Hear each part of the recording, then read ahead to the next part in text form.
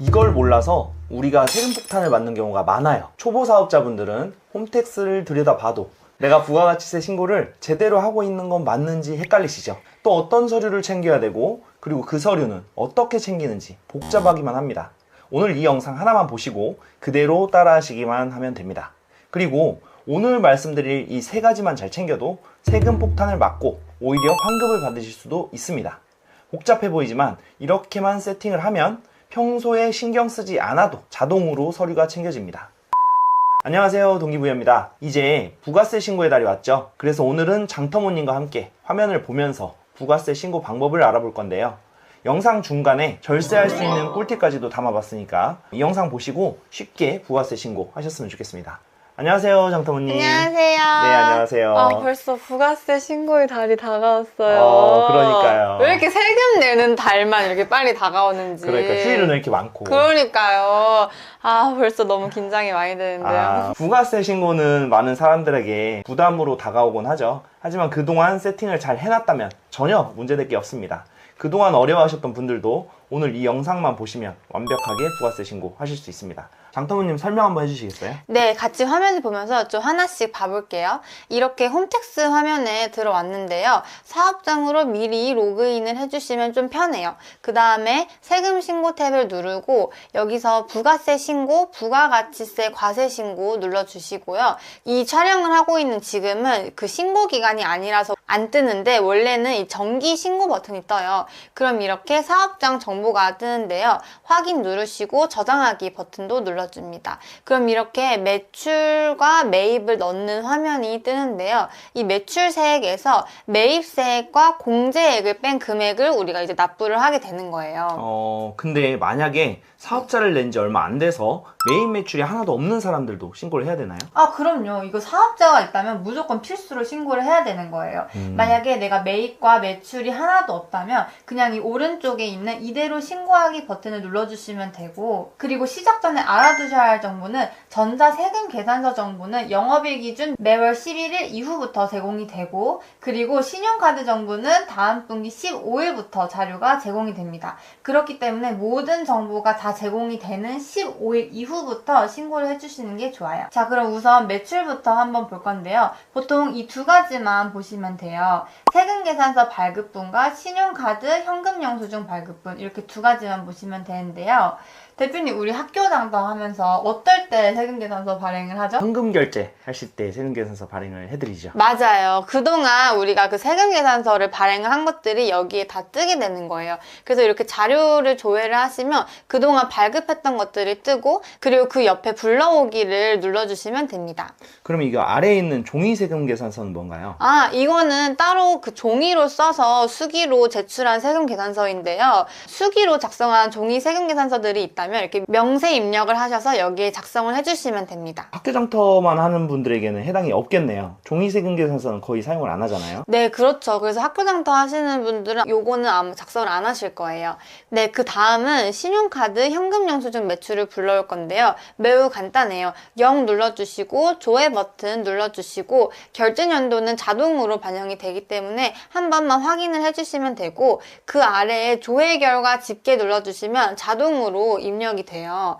그리고 현금영수증도 똑같아요. 똑같이 조회 버튼 누르시고 확인 한번 해주시고 조회 결과 집계 눌러주시면 됩니다. 자, 이제 그럼 매출은 거의 다 끝났는데요. 과세 표준 명세를 눌러서 세금계산서 발급분과 신용카드 현금영수증 발급분 합계를 적어주시면 됩니다. 그러면 여기 맨 위에 매출 세액란에 뜨기 때문에 그대로 이 숫자를 작성을 해주시면 돼요. 이렇게 하면 매출 입력이 끝이 납니다. 굉장히 간단한데요. 매출은 보통 카드나 세금계산서로 자동으로 뜨니까 편한데 매입은 매번 챙겨야 되니까 복잡하다고 생각하시는 분도 많으실 것 같아요. 네, 아무래도 좀 개인적으로 이게 챙겨야 하는 게 있어서 좀 복잡하다고 느끼실 수도 있는데요. 평소에 몇 가지만 좀 잘 세팅을 해놓으시면 굉장히 간편하게 그런 것들 다 챙길 수가 있어요. 매입도 매출과 똑같아요. 이렇게 0 버튼 누르시고 자료 조회하시고 불러오시면 됩니다. 종이 세금 계산서도 마찬가지로 발급받으신 게 있다면 내용 추가해서 작성을 해주시면 됩니다. 신용카드 매출 전표도 들어가 보시면 여기서 봐야 되는 건 딱 두 가지예요. 현금영수증과 사업용 신용카드입니다. 사업용 신용카드는 뭔가요? 아, 이거는 말 그대로 사업용으로 신용카드를 정해서 그 신용카드로 긁은 내역들을 자동으로 매입을 잡는 거예요. 근데 이 사업용 신용카드는 공제액 조회해보시면 아시겠지만 생각한 것보다 훨씬 적을 거거든요. 이게 홈택스에서 임의로 매입을 분류를 하기 때문에 이게 되게 처음에는 엄청 작아 보여요. 그래서 이것도 따로 들어가서 확인을 해주시면 공제액을 훨씬 늘려서 세금을 절감할 수 있는 방법이 있는데 이 부분은 뒤쪽에 세금 절세 꿀팁 내용 알려드릴 때 함께 말씀드리도록 할게요. 자, 그럼 이렇게 매출이랑 매입 작성이 모두 끝이 났고요. 마지막으로는 공제, 감면, 가산세액만 좀 작성을 해주시면 됩니다. 현금 영수증이나 신용카드로 매출을 했다면 발행 금액에 따른 세액 공제액이 나옵니다.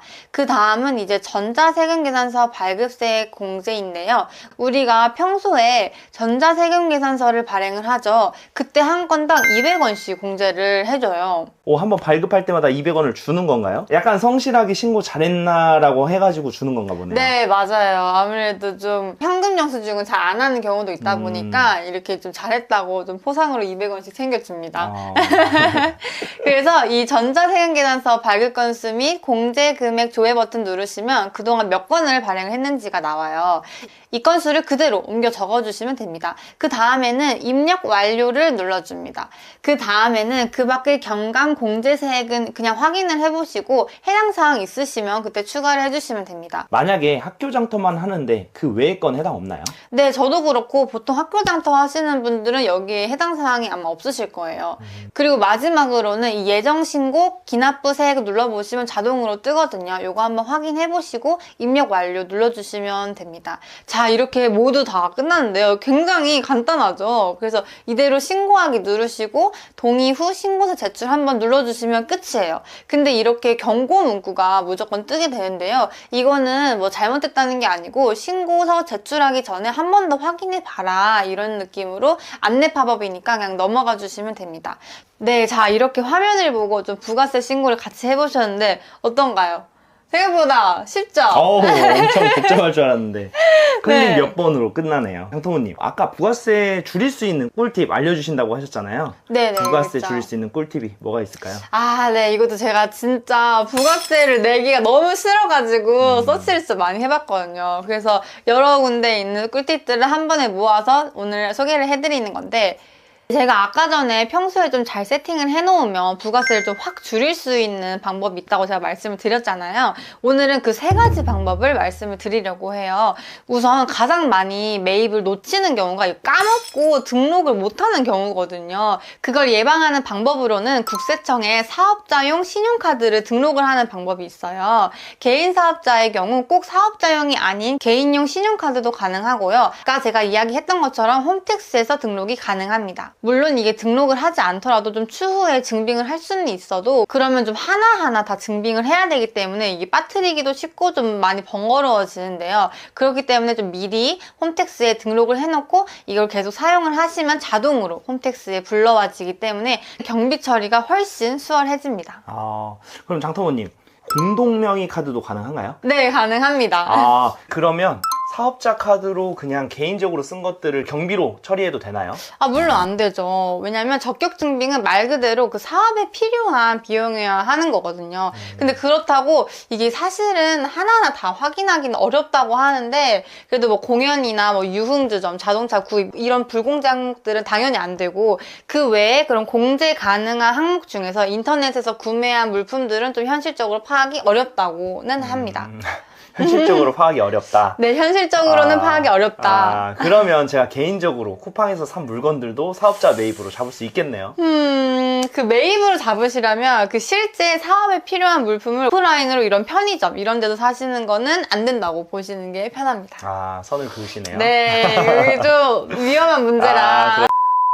네, 그리고 두 번째 절세 팁인데요. 바로 신용카드 매입 중 불공제 사항을 공제로 바꿔주시는 거예요. 제가 아까 전에 그 신용카드 매입을 불러오시면 공제액이 많이 적게 좀 조회된다고 말씀을 드렸잖아요. 네, 그랬죠. 이거를 늘리는 방법이 있나요? 네, 있습니다. 그 처음에 부가세 신고할 때 뜨는 신용카드 매입 증명은 홈택스에서 자동으로 분류를 해준 거라서 꼭 한 번씩 확인을 해주시는 게 좋아요. 홈택스에서 계산, 영수증 카드, 신용카드 매입, 사업용 신용카드 사용 사용 내역, 그리고 매입세 공제 확인 변경을 누르시면 이렇게 그동안 그 카드로 긁은 내역들이 이렇게 쭉 뜨는데요. 확인을 해보시면 이게 공제가 되어야 되는데 불공제된 항목들이 엄청 많아요. 80% 이상 불공제로 돼 있는데요. 이래서 이제 매입 내역이 그렇게 적게 뜨는 거구나. 네, 맞아요. 그래서 나 분명히 매입 잘 했던 것 같은데 왜 안 뜨지? 라고 하시는 분들은 이거 꼭 확인하셔서 선택 누르셔서 불공제 여부로 공제 눌러주시면 됩니다. 이거 진짜 몰랐던 분들은 세금 폭탄 맞기 쉽겠는데요. 네, 저도 이게 이럴 리가 없는데 해서 찾아본 내용이거든요. 그래서 이 부분도 좀 잘 챙겨주셔야 합니다. 아니면 진짜 세금 폭탄 맞아요. 확 줄어들더라고요, 세금이. 다음 절세 팁은 뭔가요?